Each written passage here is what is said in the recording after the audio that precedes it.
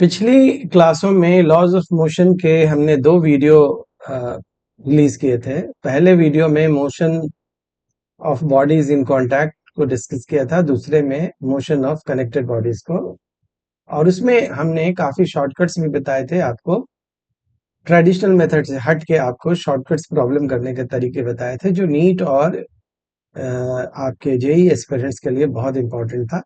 जो board examination है या बाकी जितने भी एग्जामिनेशन है जो आपके सिलेबस का हिस्सा है, उसमें वो टॉपिक है, सबके लिए इम्पोर्टेंट था वो। आज की क्लास में हम लोग लॉज ऑफ मोशन के तीसरे कंसेप्ट को डिस्कस करेंगे। इसमें हम लोग पुली प्रॉब्लम्स लेंगे। पुली प्रॉब्लम्स में हम लोग देखेंगे पुली प्रॉब्लम्स कितने तरीके से पूछे जा सकते हैं और उनके टिप्स एंड ट्रिक्स क्या है। इससे पहले थोड़ा हम एक प्रॉब्लम और लेंगे जो थोड़ा अलग सा प्रॉब्लम है, उसको हम लोग कैसे निकालेंगे ये भी बताएंगे। तो ये सारे क्लास का आज का टॉपिक रहेगा, एजेंडा रहेगा। तो जिन लोगों ने पिछला वीडियो मेरा नहीं देखा है वो जरूर देखें लॉज ऑफ मोशन पे, और पीछे और भी जितने टॉपिक्स के वीडियो जरूर देखें। शेयर करें, लाइक करें और सब्सक्राइब करें, ये तो बहुत जरूरी है। Hello everyone, my name is Suhail Ahmed and welcome to my channel physics forum. मैं आपका एक फिजिक्स एजुकेटर हूँ। आज की क्लास को हम लोग शुरू कर रहे हैं और शुरुआत में एक प्रॉब्लम जो मैं बताने जा रहा हूँ, ये जो है प्रॉब्लम बहुत एग्जामिनेशन में आया है और इस प्रॉब्लम्स को कैसे करते हैं इसको हम देखते हैं। इसके ऊपर एक प्रैक्टिस क्वेश्चन भी और दूंगा, वो हम लोग देखते हैं कि इस प्रॉब्लम्स को कैसे करते हैं। यहाँ पे ये दिखाया गया है कि एक बॉडी है m2 जो v वेलोसिटी से जा रहा है। इसका वैल्यू दिया रहेगा, से v जो है वो 10 मीटर पर सेकेंड है। आपको पूछा जाएगा कि ये जो m1 है वो किस वेलोसिटी से चल रहा है, यानी कि v डैश का वैल्यू निकालने के लिए दिया जाएगा। तो इसका जो की कॉन्सेप्ट है, सबसे पहले हम लोग समझते हैं कि क्या हो सकता है। की कॉन्सेप्ट ये है कि वेलोसिटी अलोंग अलोंग थ्रेड या रोप, जो भी कहेंगे, along rope is always same. ये किसकी बात कर रहे हैं? टाइट रोप की बात कर रहे हैं। तो रोप टाइट ही होगा। तो अब देखो, ये जो है हमारा, मान लो कि ये एंगल भी दिया रहेगा। ये मान लो कि एंगल दिया हुआ है 37 डिग्री, और ये एंगल मान लो कि दिया हुआ है, ये दिया रहेगा 53 डिग्री दिया हुआ। तो सबसे पहले हम लोग क्या करेंगे कि इस वेलोसिटी का एक कंपोनेंट निकालेंगे जो थ्रेड के अलॉन्ग है, जो थ्रेड के अलॉन्ग। तो ये वेलोसिटी का कंपोनेंट थ्रेड के अलॉन्ग है। तो देखो, अगर ये आपका क्या कहते हैं कि 37 है, तो ये भी कितना होगा? 37 होगा ज्योमेट्री से। तो इधर वेलोसिटी का ये जो कंपोनेंट हो जाएगा वो कितना हो जाएगा? v cos 37 डिग्री हो जाएगा। वेक्टर के स्टूडेंट हैं, आप जानते हो कंपोनेंट लेने का तरीका। अब मान लो कि इसका वेलोसिटी v डैश है, तो इधर इसका कंपोनेंट along द रोप देखना है, तो वो कितना हो जाएगा हमारा? v dash cos 53 degree. और अभी क्या बताया? Velocity along the rope same होना चाहिए। इसका मतलब है v डैश cos 53 डिग्री, जो कि वेलोसिटी along द रोप है यहाँ पे, और यहाँ पे ये वेलोसिटी along द रोप है वो कितना है? v cos 37 degree. ठीक है। तो v डैश जो है वो कितना हो गया? v cos 37 degree divided by cos 53 degree. तो v का वैल्यू दिया हुआ है। cos 37 आप सब लोग जानते हैं 4/5 होता है, और ये क्या होता है? 3/5 होता है। तो ये 5 से 5 कट गया, तो आपका ये कितना आ गया? 40/3 मीटर पर सेकेंड आ गया। तो इस तरह से आप देखते हैं कि अगर ये ब्लॉक 10 मीटर पर सेकेंड से मूव कर रहा है, हमारा ये वाला ब्लॉक, तो ये वाला जो ब्लॉक है वो आपका 40/3 मीटर पर सेकेंड से मूव करेगा। की कॉन्सेप्ट हमको हमेशा याद रखना है कि velocity along the rope is always same. इस पर एक छोटा सा और प्रॉब्लम देखते हैं जो आपके लिए प्रैक्टिस क्वेश्चन हो सकता है। बिल्कुल सिमिलर क्वेश्चन है। इसमें हम लोग ये क्वेश्चन देखते हैं। यहाँ पर ये क्वेश्चन, हाँ, ये क्वेश्चन जो है वो नहीं, उसी पेज पे है ये क्वेश्चन। इस पेज पे हम लोग काम कर रहे थे, सेम पेज पे है। देखिए यहाँ पर है। तो यहाँ पर ये दो क्वेश्चन बल्कि है, दोनों क्वेश्चन कर देते हैं, प्रैक्टिस क्वेश्चन है। ये क्वेश्चन तो बहुत पॉपुलर क्वेश्चन है। ये कब की है बात की, जब हम लोग पढ़ते थे, स्टूडेंट थे, तब का ये क्वेश्चन बहुत आता है, आईआईटी तक में आया हुआ। 1984 85 का आईआईटी का आप हम लोगों का एरा था। वो आईआईटी का आप क्वेश्चन निकाल के देखिएगा, वो वहां पर आपको ये क्वेश्चन जरूर मिल जाएगा। एक दो साल आगे पीछे जाइएगा तो ये क्वेश्चन मिल जाएगा। खैर, हम लोग सबसे पहले ये वाला क्वेश्चन करने जा रहे हैं, जिसमें ये पूछता है कि ये रोप को हम खींचते हैं v वेलोसिटी से, तो ये जो हमारा ब्लॉक है, उसकी वेलोसिटी क्या होगी। ये एंगल दिया हुआ है थीटा। फिर हमने देखा रोप को खींचा, तो रोप के अलोंग वेलोसिटी क्या होगा, v है, जो कि r, इस ब्लॉक का वेलोसिटी मान लो कि v डैश है, तो इसके अलोंग इसका वेलोसिटी कितना होगा बताइए, v डैश cos थीटा हो जाएगा।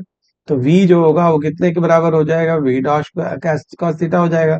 तो v डैश कितना हो जाएगा, v अपॉन cos थीटा हो जाएगा। तो आप इसको क्या लिख सकते हैं, v secant थीटा लिख सकते हैं। तो अगर रोप को हम v से खींचेंगे, तो ये जो ब्लॉक है आपका, वो कितने से चलेगा, v sec थीटा से चलेगा। इसी में अगर न्यूमेरिकल वैल्यू दिया रहेगा तो आप निकाल लेंगे। इसमें ये क्वेश्चन पूछा जा रहा है कि आप दोनों रस्सियों को यू से खींच रहे हैं, इधर भी खींच रहे हैं, इधर भी खींच रहे हैं। तो आपको बताना है कि ये जो ब्लॉक है कितने वेलोसिटी से ऊपर जा रहा है। तो आप देखो, अगर ये वेलोसिटी मान लो कि v का आपका जो है वो v है, और ये एंगल थीटा है, वो दिया रहेगा वहां थीटा। तो इधर v का जो कंपोनेंट होगा कितना हो जाएगा, v cos थीटा होगा। और रोप के अलोंग जो वेलोसिटी है वो कितना है, u है। तो इसका मतलब है कि v cos थीटा जो है वो u है। तो v जो है वो कितना हो जाएगा, u अपॉन cos थीटा, जिसको आप u सेकेंड थीटा है। कहने का मतलब है कि ये दोनों क्वेश्चन देखने में अलग अलग थे, बट दोनों एक ही क्वेश्चन थे। तो इस तरह के जितने भी क्वेश्चन हैं, उसका की कंसेप्ट जो है पहले लिख दिया है, वो क्या है, ये सबसे इंपॉर्टेंट। इसको हम लोग हाईलाइट भी कर सकते हैं कि की कंसेप्ट यही है कि velocity along the rope is always same. Rope के अलोंग वेलोसिटी का, सारे वेलोसिटी का कंपोनेंट निकाल लेना है और उनको इक्वेट कर लेना है। तो यही हमारा जो है इसका जवाब होगा। ज्यादातर हर क्वेश्चन जो है इससे आपसे बन जाएगा। अब हम लोग पुली की तरफ चलते हैं। आज हम लोग पुली का इंट्रोडक्शन लेते हैं, फिर क्वेश्चन करेंगे। पुली में सबसे पहले आपको मैं एक कॉन्सेप्ट बता दूं, की कॉन्सेप्ट, कि टाइप्स ऑफ पुली जो है क्या है, उसको हम लोग डिस्कस करते हैं। सबसे पहले हम लोग देखेंगे टाइप्स ऑफ पुलीज। ये बहुत इंपॉर्टेंट है यहाँ पर। देखिए, दो तरह की पुली है। एक तो पुली जो होगा वो आपका फिक्स्ड पुली होगा, फिक्स्ड पुली होगा। और दूसरा जो होगा वो मूवेबल पुली होगा।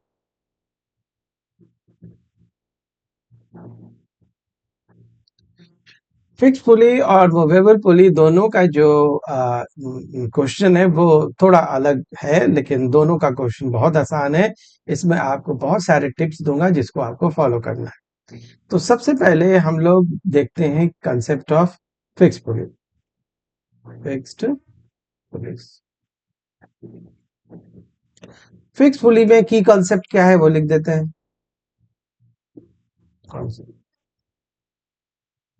Acceleration on both sides of pulley same.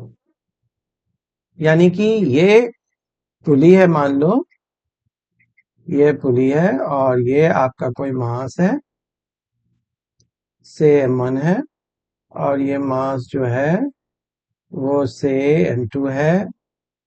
तो आपका जो है, अगर मान लो कि ये a एक्सेलरेशन से नीचे जा रहा है, तो ये a एक्सेलरेशन से ऊपर जाएगा। ये कौन सा पुली है, फिक्स पुली है। ये मूव नहीं कर सकता है, किसी जगह पर फिक्स है। तो वेक्टर सेंस में they are not equal, because एक ऊपर जा रहा है नीचे जा, बट मैग्नीट्यूड सेंस में बोथ साइड्स जो है वो एक्सेलरेशन जो है वो इक्वल होगा। याद रखिएगा ना, ये बातें मैं मैग्नीट्यूड के सेंस में बोल रहा हूँ। तो ये फिक्स पुली की कहानी है। फिक्स पुली में जब भी होगा वो दोनों तरफ सेम होगा। अब फिक्स पुली को करने का जो तरीका है वो क्या है, जैसे मान लो कि फिक्स पुली में हम लोग यहाँ पर नेट पुल देखते हैं। तो नेट पुल जो होगा वो क्या होगा, हमारा इधर इधर पुल होगा, धरती इसको खींच रही है यहाँ से, इसको धरती खींच रही है कितने से, m2g से। तो ये इसको इधर खींच रहा है, इसको इधर खींच रहा है, तो कोई ना कोई तो बड़ा होगा। मान लो कि M2 बड़ा है किससे, M1 से। तो हमारा जो नेट एक्सटर्नल फोर्स होगा धरती का या अर्थ का जो फोर्स होगा वो एक्सटर्नली है हमारे लिए। तो M2G माइनस कितना हो गया, M1G हो गया। और एक्सेलरेशन जो होता है वो क्या होता है आपका, एक्सटर्नल डिवाइडेड बाय टोटल मास होता है। ये टोटल मास होता है। तो आपका कितना हो गया, M1 माइनस, यहाँ पे M2 पहले आएगा ना, हाँ। तो यहाँ पर हम लोगों ने कर लिया M2 माइनस M1G और डिवाइडेड बाय टोटल मास कितना हो गया, M1 प्लस M2। पिछली क्लास में आपको इसका शॉर्टकट टेंशन निकालना सिखाया था, टेंशन भी निकालना सिखाया था। तो वो आप जो है वो वहां जाके वीडियो देखिए, क्योंकि एक ही चीज को बार बार रिपीट करने से क्या फायदा है। फिर भी हम लोग जो है टेंशन को बहुत आराम से निकाल सकते हैं। इसके लिए आप मेरा थोड़ा पिछला वीडियो देखिए, जब मैंने आपको मोशन ऑफ कनेक्टेड बॉडीज को डिस्कस किया था, ठीक है ना। तो यहाँ एक्सेलरेशन है। अब मान लो कि हमारे तरफ फिक्स पुली के बहुत सारे केस हो सकते हैं। जैसे मान लो कि हमारा ये है,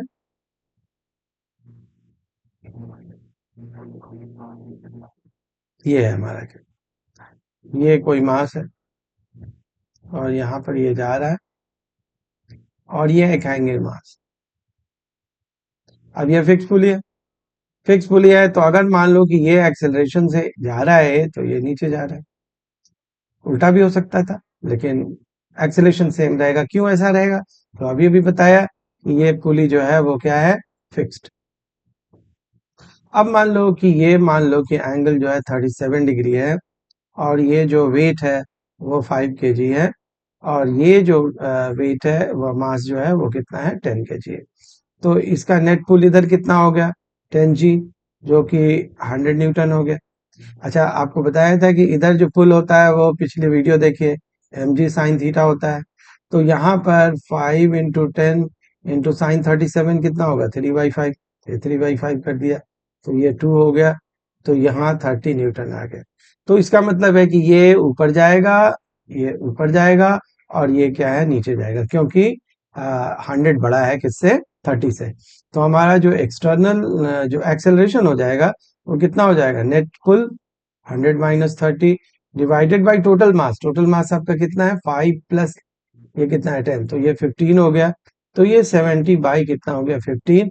इसको कैंसिल कर लीजिए 5 से, तो जो भी आ रहा है आंसर, जो कि आपका आंसर हो रहा है।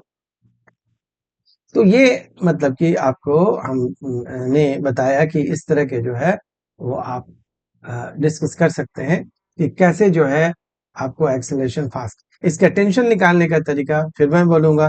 पिछली क्लास में आपको बताया था, फिक्सपुली के सारे टेंशन निकालने के तरीके बताए थे, शॉर्टकट्स बताए थे। Please refer to my previous video. तो यहाँ पर फिक्स पुली के केस में जो की कॉन्सेप्ट है वो उसको याद रखना है कि आपका जो क्या कहते हैं कि एक्सेलरेशन है दोनों साइड में वो क्या रहना चाहिए, वो हमारा सेम रहना चाहिए, ठीक है ना। हमारे फिक्स पुली के केस में जो है वो इस तरह का भी एक केस हो सकता है, क्योंकि अगर मैं आपका मूवेबल पुली बताने जाऊंगा तो एक वीडियो थोड़ा लंबा हो जाएगा।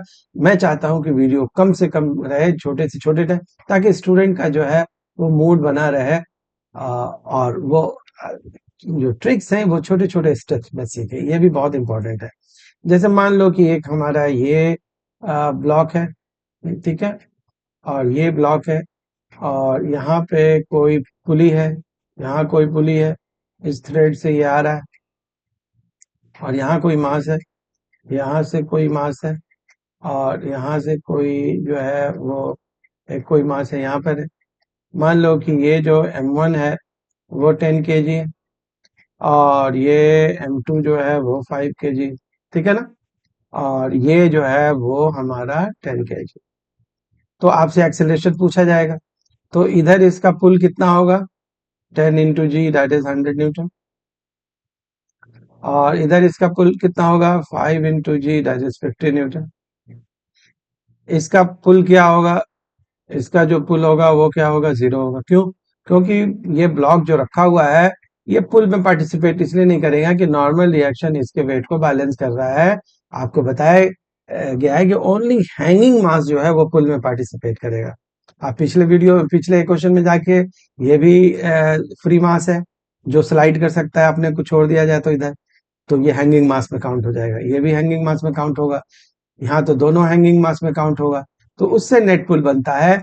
रखे हुए किसी टेबल पे रखे हुए स्थिर मास पर कोई नेट पुल नहीं बनता है। तो यहाँ एक्सेलरेशन अगर आपको निकालना है तो कैसे निकालिएगा? नेट पुल कितना हो गया? ये 100, और इधर वाला कितना हो गया? 50। तो नेट पुल जो हो गया आपका हो गया 100 माइनस कितना हो गया? 50, और जो divided by total mass. Total मास में देखो, चलेगा तो सब चलेगा। ये कैसे चलेगा? ऐसे चलेगा, ये ऐसे चलेगा, और ये नीचे जाएगा, ऐसे नहीं चलेगा क्योंकि ये सबसे बड़ा है। तो इसका मतलब है कि चलेगा तो सब। तो हमारा टोटल मास 10 प्लस 10 प्लस 5, ठीक है ना? तो ये कितना हो गया? 50/25। तो आंसर आ गया 2 मीटर पर सेकंड। तो इस तरह से हम लोग ये देखते हैं कि फिक्स पुली के केस में कैसे शॉर्टकट्स एक्सेलरेशन निकाल सकते हैं नेट पुल मेथड से। और उससे पहले मैंने जो आपको एक छोटा सा टॉपिक बताया, उसका भी ध्यान रखिएगा। ये सारे जो टॉपिक्स हैं, एक बार आप देख लीजिएगा। अगले वीडियो में जो मैं बताऊंगा वो मूवेबल पुली के केस बताऊंगा। और आप देखेंगे कि जो popular books like SC. Verma वगैरह, उसके क्वेश्चन जो ट्रेडिशनल मेथड से दिए हुए हैं उसी के सॉल्यूशन है। कितना मुश्किल है, और हम लोग विद इन फ्यू सेकेंड्स वो सारे सॉल्यूशन निकाल लेंगे। तो मैं सारे ट्रिक्स अगली क्लास में बताऊंगा। वीडियो बड़ा हो जाएगा, इसलिए इस क्लास को यहीं पे टर्मिनेट कर रहा हूँ। Thank you for watching my video. बने रहिए, लाइक कीजिए, सब्सक्राइब कीजिए, और बी हेल्दी, ईट हेल्दी, और खूब पढ़िए। Thank you very much.